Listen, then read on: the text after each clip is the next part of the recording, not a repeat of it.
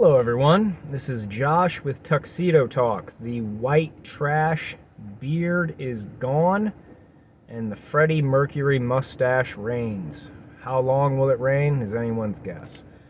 But today we are going to talk about the actual dangers to young men with Andrew Tate.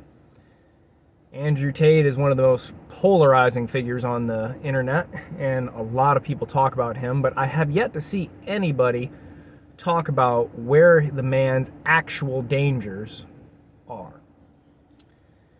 Many people say that he's a danger to young men in that he teaches them to be misogynist, hateful towards women, ignorant idiots.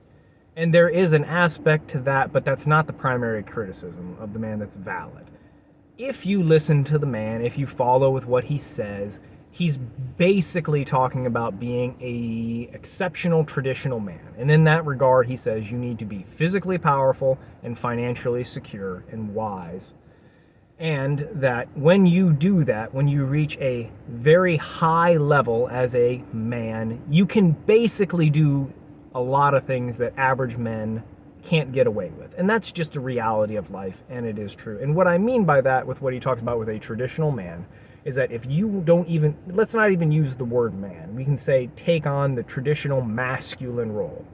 The traditional masculine role is that you are going to be a protector and a provider, so that whomever takes on the feminine role can be a lover and a nurturer within the frame of you two's life. So the point is that you are going to worry about all the bills being paid, there's going to be enough food, shelter, etc., the day-to-day things necessary to continue a life, and the luxuries that can come with it as well, so that the person in the feminine role in your life can make things nice. They can focus on children, turning a house into a home, all the extra little bells and whistles of life that means that we're not just base subsistence surviving. That's the role you're going to take on.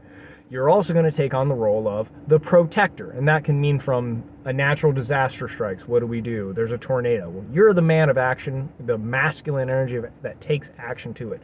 There's a mean dog that came into the yard. You are going to take on the masculine energy and take care of the threat. There's an actual other human being that is a threat. You are in a physical place to take care of it, or you've reached a financial point where you have enough measures of security to handle any of those problems. And his argument is that when you reach that level, you can expect a degree of authority and deference to come to you if you were at the very top tier of that.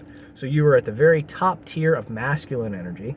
You can find someone who's more interested in femininity, and that they will follow your lead. This does not mean that you rule over them like a complete and total tyrant and you are rude, mean, and unreasonable. It would basically mean more as in the thing that he said is you are a good captain of a ship. And then from there, he also talks about it as in with being a man. If you are that type of man, for the most part, those men are going to want to have multiple women, and that any woman who's interested in a man like that is going to be willing to accept it. Now, you can say that that's ugly, that's crude, that's crass. I'd even agree with you. It's also the reality of humanity. So that's not really the danger of that man's messaging, because more wise young men are going to listen to that and say, okay, I need to become stronger physically, I need to become wiser, and I need to achieve in life. The idiots of the world are going to hear that and go, what color is your Bugatti? Get back in the kitchen. Andrew Tate did not make that young man an idiot. That young man was already an idiot, and it didn't matter what came along, he was going to be an idiot. So it's not Andrew Tate's fault. Where Andrew Tate, I see, actually is a threat to young men is how he originally made his money. And for those of you that don't know, he was basically a digital pimp, where he had girls that would get on webcams, be half naked, fully naked, and talk to young men, and would try to get those young men, or just men, to fall in love with them, be their digital girlfriend, and send them money. And many people were saying that this exploits young women. It's arguable, but the idea that young women are naive to the fact that their sexuality can get men to give them things is kind of ridiculous. But what is new is that we are in a world where young men, or just men, can be very, very lonely, detached from everything, and their lives aren't working out, and they desperately want the attention of women. Andrew Tate found these men through the internet, used the fake lying bait of a beautiful young woman pretending to be interested in them, and would then proceed to absolutely drain those men of every single dime that he could get out of them. He goes into great detail about this, on the ways in which he would psychologically manipulate them. He would have his team working to get them to fall in love, feel bad, and would get them to sell their houses, drain everything, take them for every single dime that they had. And the reason he did this is because Andrew Tate had a goal, and his goal at that time was to become rich.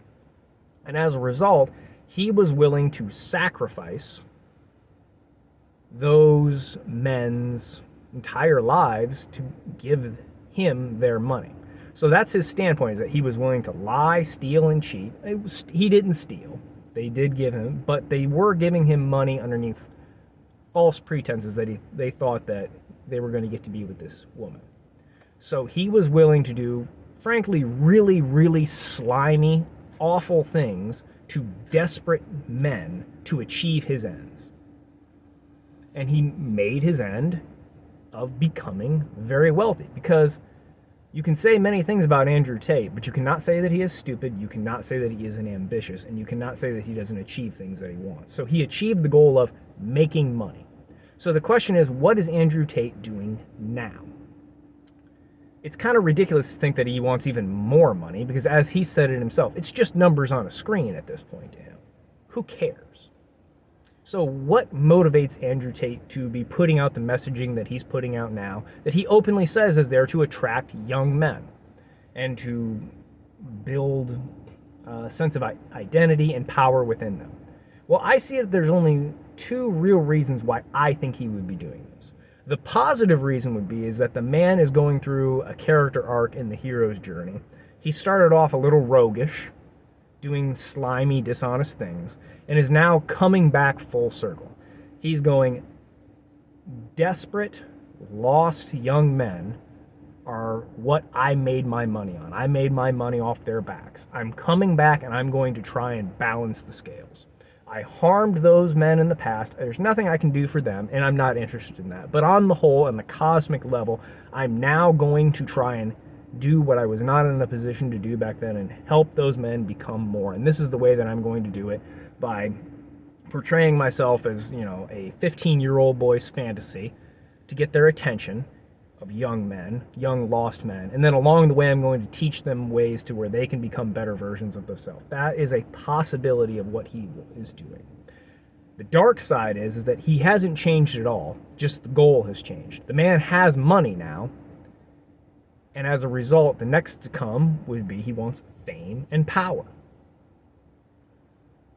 And if the man wants fame and power, there's no better way to have true fame and true power than off the backs of impressionable young men that you're more than happy to sacrifice. Now, I'm not saying that he is going to be the equivalent of one of the mustached men, evil men of the past, but the point is that that is how you achieve these things. So if you're a young man and you're looking at changing your life and following Andrew Tate, like let's say looking at his online university, I joined it and looked at it, and it's not a bad deal. If you are the type of person whom your entire work experience has been, you show up at a place, you do whatever the manager tells you, and you go home and you have no entrepreneurial expertise or knowledge. I'm not saying you're a bad person for that, but you just don't know. There's a lot of information all in one place for $50 a month, and you get in contact with other people that are very, very interested in commerce, business, improving themselves. It's a very good deal for $50. But what you could also look at it is that the man is creating an army. And I don't mean a literal boots on the ground army, but a collection of young men that are willing to follow him.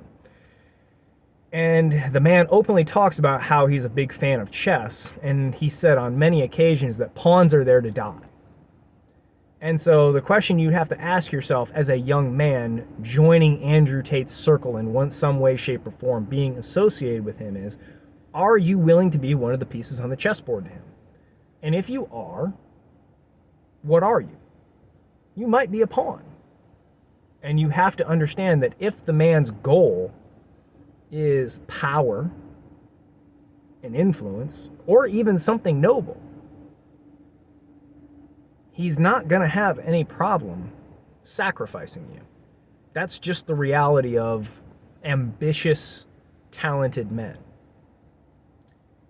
So, I am not telling you don't follow Andrew Tate. I am not telling you that he is the devil incarnate.